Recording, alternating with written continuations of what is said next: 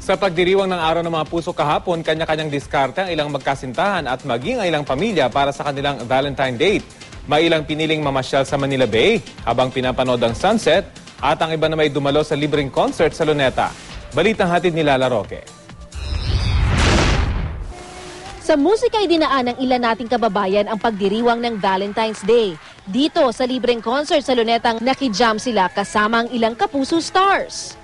Dito rin ginanap ang kauna-unahang Yakapalusa kung saan pagpatak ng alas 9 ng gabi, sabay-sabay na nagyakapan ang mga tao. 4, 3, 2, 1! Magsing irog man, magkakamag-anak o magkakaibigan, game na nagyakapan.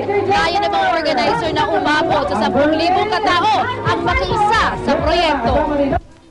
Sa susunod na taon, target na raw ng mga organizer ng Yakapalusa na lumaban sa Guinness Book of World Records. Bago nito, may ilan ng pares akong namataan sa kalapit na Rojas Boulevard para panoorin ang paglubog ng araw sa Manila Bay.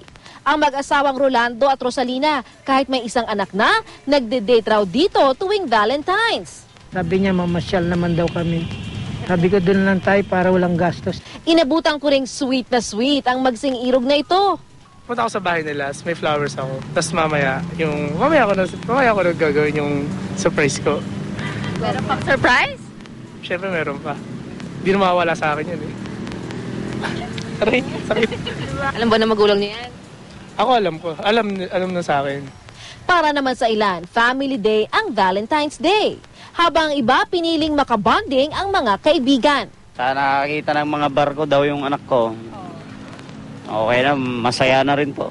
Kami bilang magkakaibigan, parang yun na rin po yung way namin na para mapakita na yung bonding namin as magkakaibigan po.